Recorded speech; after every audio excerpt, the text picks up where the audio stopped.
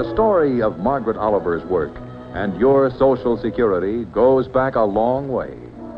When this was a portrait of the future for millions of Americans. When they reached old age, they found themselves lacking the means to meet even their barest needs. And so they were forced to become wards of public charity.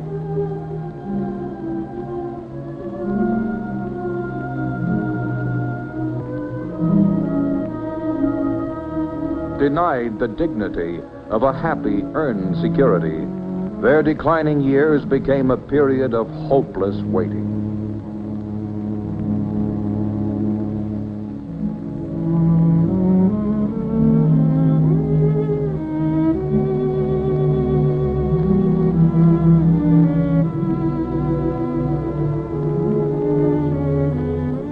Alone, these people could not work out the picture of a happy old age. Something had to be done. Something was done. In 1935, Franklin D. Roosevelt put his signature on the Social Security Act. This Social Security measure gives at least some protection to 30 million of our citizens who will reap direct benefits through unemployment compensation, through old age pensions, and through increased services for the protection of children and the prevention of ill health. And so today, this is the portrait of the future, a picture which Social Security helped make possible.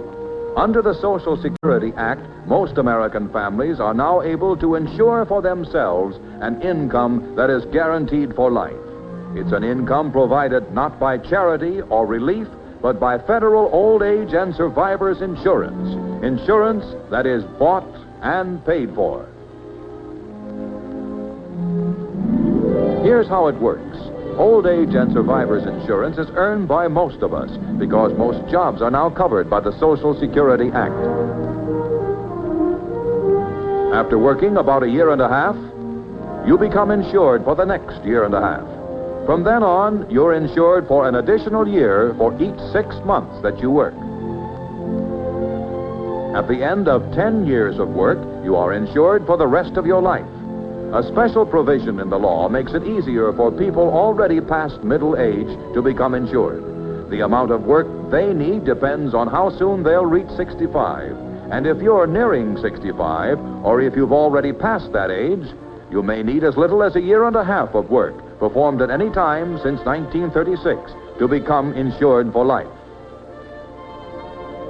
Contributions based on your earnings made regularly by you and millions of your fellow workers, plus equal contributions made by your employers, pay for the program.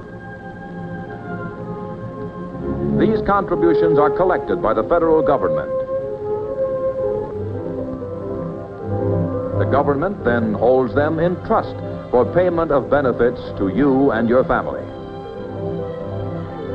When these benefits become due, the government guarantees regular monthly payments. Payments begin whenever you retire after you're 65, or after you're 75, even if you keep on working.